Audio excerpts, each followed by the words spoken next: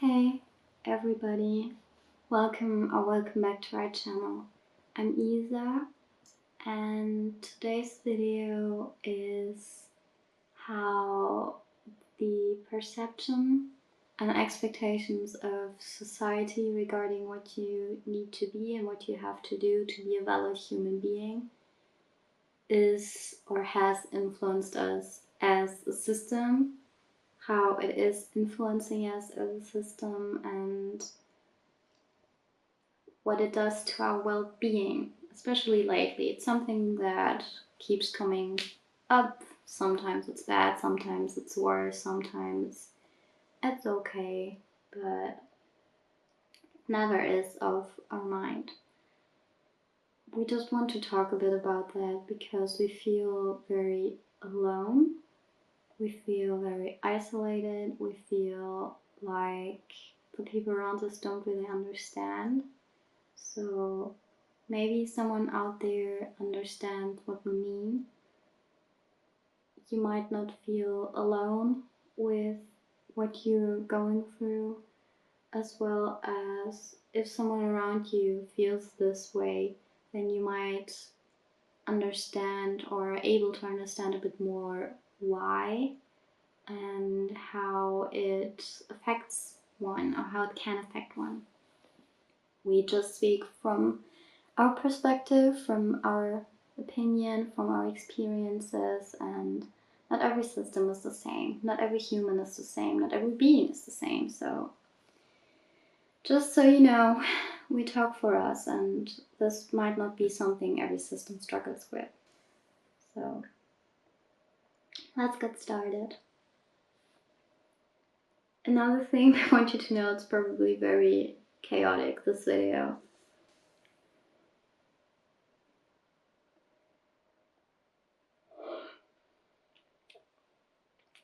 Hello. So this video is about expectations.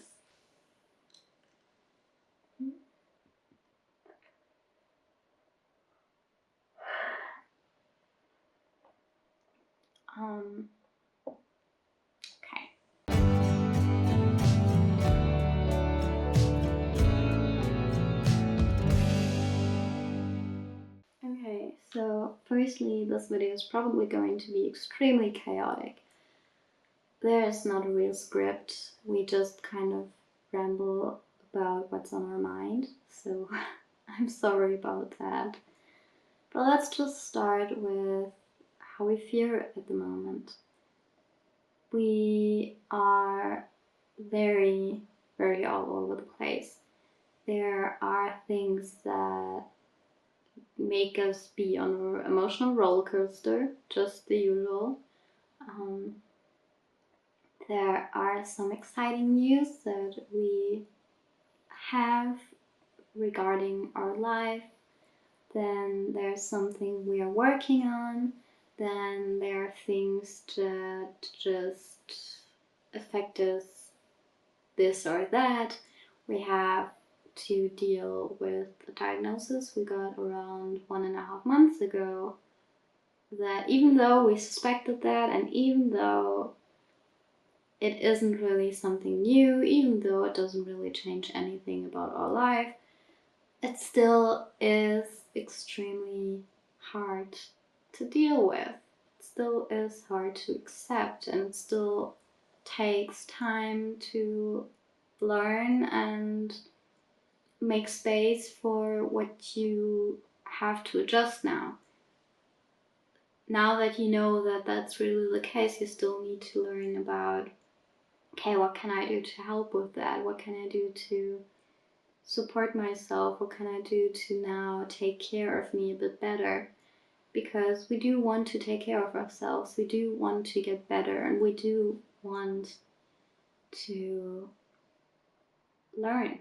And so that's a lot that's going on.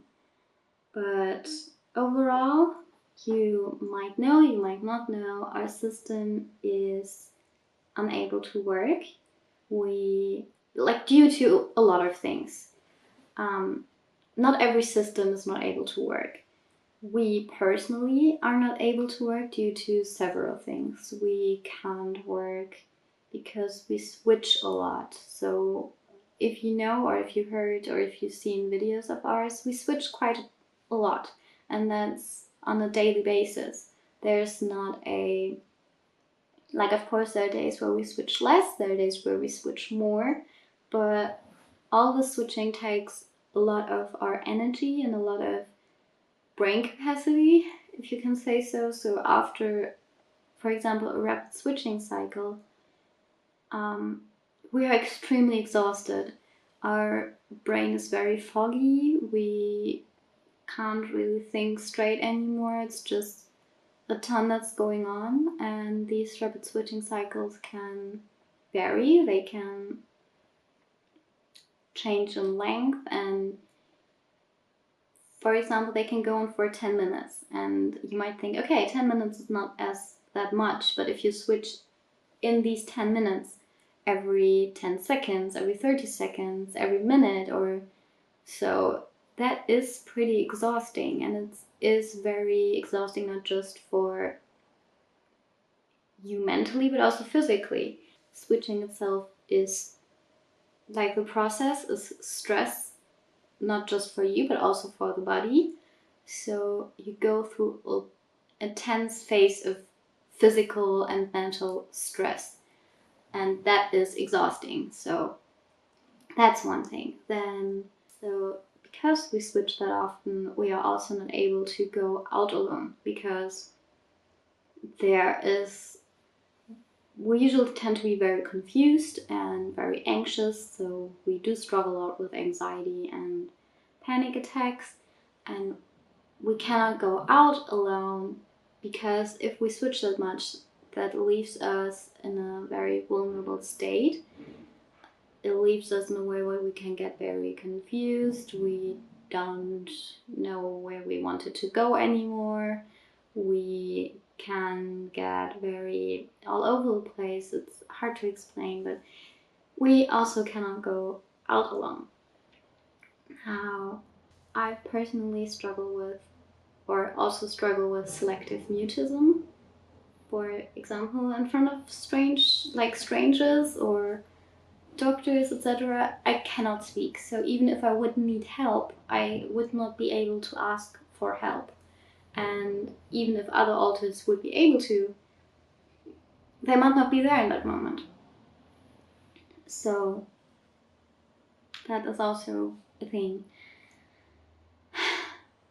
Also, I feel like I'm just listing things. We struggle, or we have been diagnosed with CFS-ME, which is for, like, CFS is for chronic fatigue syndrome, and it's something that affects us quite badly. It's a reason of why, for example, the last video, last Friday, we did not upload the video because we had a video. It isn't really edited yet, but it does not really take too much to edit because it's a drawing video from Sky, I think. And it wouldn't have taken much time, but on Wednesday, we got a desk. So like a desk, like an office desk where we can sit on, which is way better for our back, to do some like work, to journaling, to draw, to do all these kind of things, to edit, etc. And we wanted to build it ourselves with our girlfriends, so we did all that, and the next day our whole body was in pain. Every single piece of our body was in severe pain. Each muscle hurt, each joint hurt. It was so hard to move. It was hard to just be. It was hard to just function in everything. Our girlfriend, she's free at the moment. She does not have to work right now. And so she was able to take care of us. We depended on her help, or we were depending on her help. And that's something we have to learn to accept, and we are on a good way to learn to accept that we need help in some things. And there are days where we can do these things, but there are also days like these where we can't, and we need help in this time. So that's the thing. The next day, where we thought, okay, maybe now our body is a bit more rested than the day before after all this exhaustion. No, it wasn't. Our blood pressure was so low, we were so dizzy, our heart was racing, our heart rate was through the roof. We were extremely dizzy, we were extremely tired, we felt pretty nauseous due to the dizziness, and later, even though things got a bit better later, we were still extremely lightheaded and had no real strength to do anything.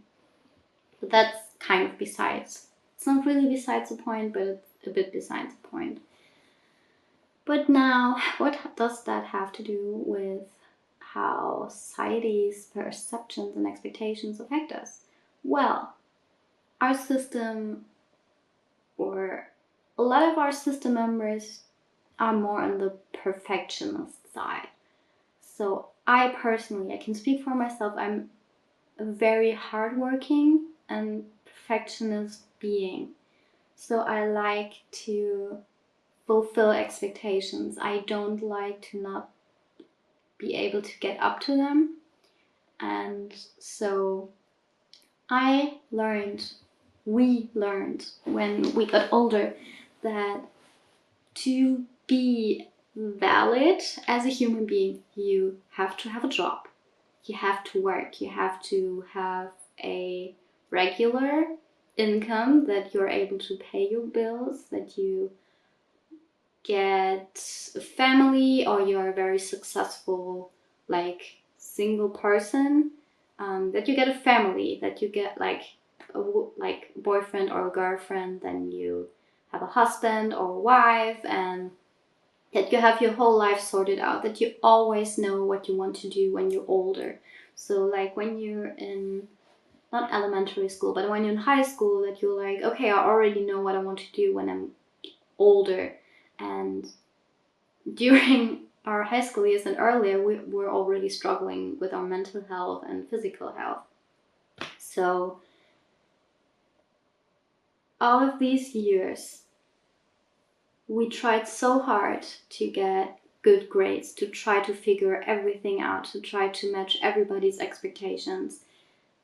But the truth is, you can't fulfill everybody's expectations. You just can't. And you don't have to have a regular income. You don't have to have the one job that brings you so much money to be a valid being. Just you existing on this earth, on this planet, makes you a valid being. Just you being alive makes you a valid being.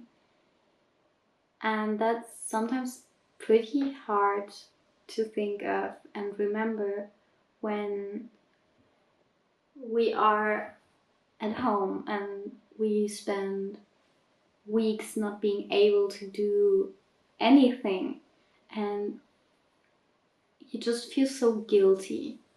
We feel so guilty to not be able to do things. We feel guilty for feeling the ways we do. We feel guilty for being us. We feel guilty for existing. And that's horrible. We just want you to know you are amazing, and you are worthy, and you are useful. There are so many times where we feel so worthless and useless just because we can't work every day. We can't work several days, that we don't have a regular income, that we don't have a job, that we don't go to work every day, that we don't go to work at all, that we aren't able to work, that we depend on others to just get through life. And that's nothing we should feel guilty about.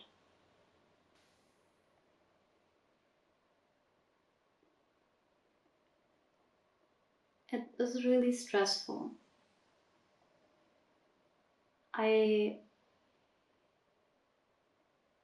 It's a very hard topic for me to talk about. I don't think you would notice, but I want you to know that you are worthy and you are not useless. You are valid. You are an amazing being. And if you need time to heal, if you need time to recover, if you are if you are recovering, and even if that is for a month, a year, several years, and even if you have been recovering for several years and you still need time to heal, and maybe you will never get to a place where you would say society and the expectations that they set are matched with what you're doing, then that's fine. It's fine. You deserve time to heal, you deserve time to rest, and you deserve to be just to be. Don't feel guilty for being ill. Don't feel guilty for being disabled. It's not something you choose. Like, you don't choose to feel that horrible. You don't choose to experience the things that you do. Life just happens, and you don't really have control over everything that's going on.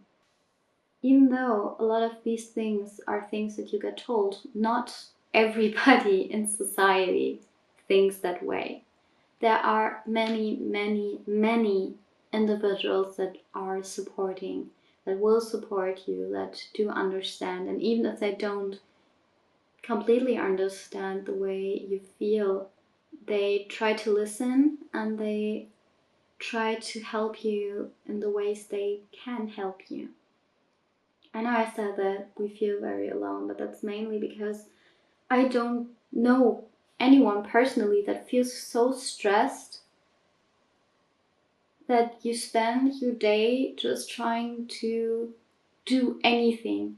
Like, I have the need to just work, do a video, work, write something, make anything, or I don't know, I just have the need to do anything so bad. Not because I want to, not because I feel able to, just because I want to feel useful.